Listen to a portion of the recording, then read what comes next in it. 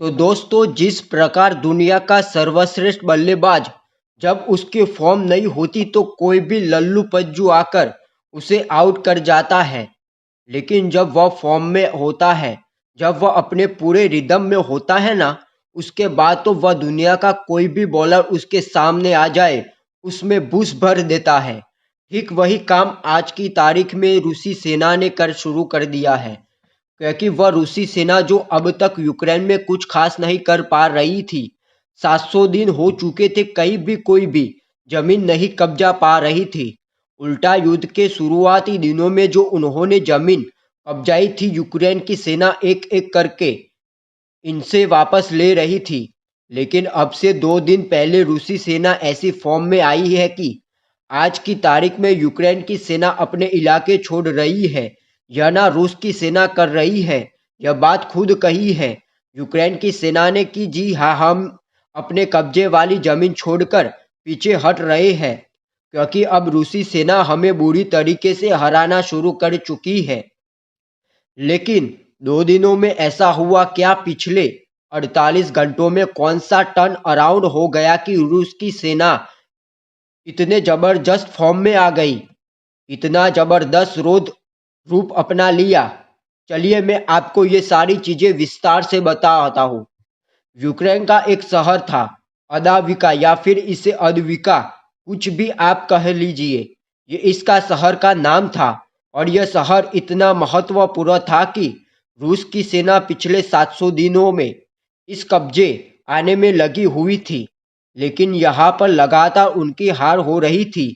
यहाँ तक कि खुद रूसी सेना ने कहा था कि जी इस शहर पर कब्जा करने के लिए हमने जितने भी सैनिकों भेजे, जितने भी इन्फेंट्री भेजी, उनमें से 81 पर मारे गए और इस शहर पर हम फिर भी कब्जा नहीं कर पाए।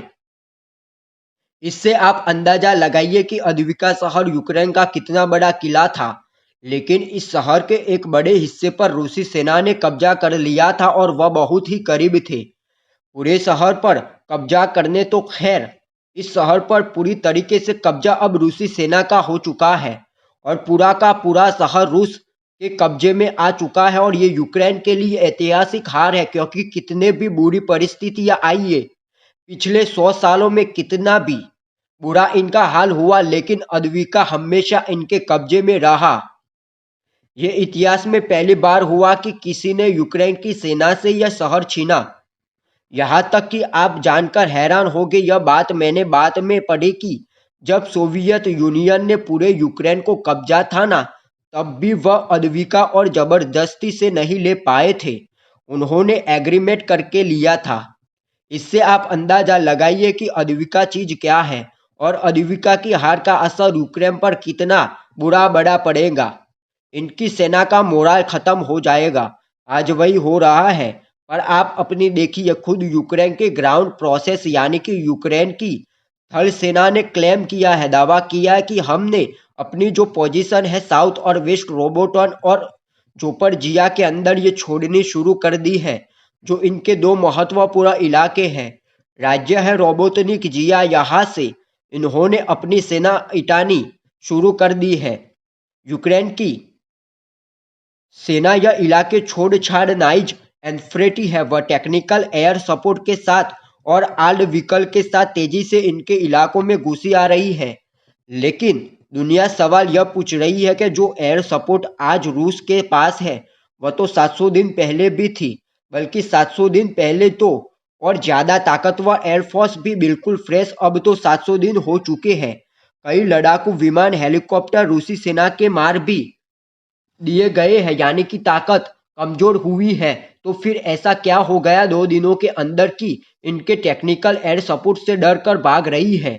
यूक्रेन की सेना तो इसका जवाब है अद्विका। इस पर कब्जे के बाद तो रूसी सेना का जो मोराल है वो उफान पर है और यूक्रेन की सेना का मोराल यानी कि हिम्मत बिल्कुल खत्म हो चुकी है और इसलिए ये पीछे हट रहे हैं। और बताया जा रहा है कि अब से कुछ ही घंटों पहले रूस की ग्राउंड ट्रूप्स यानी कि रूस की थल सेना के स्पेशल जवान ने जो टाउन है रोबोट नहीं, उस पर भी लगभग कब्जा कर ही लिया है और उसके आसपास के इलाकों पर वो तेजी से बढ़ रहे हैं। यानी कि पूरा का पूरा जो वेस्ट इलाका है वहां पर रूसी सेना का मैसिव एडवांस हुआ है।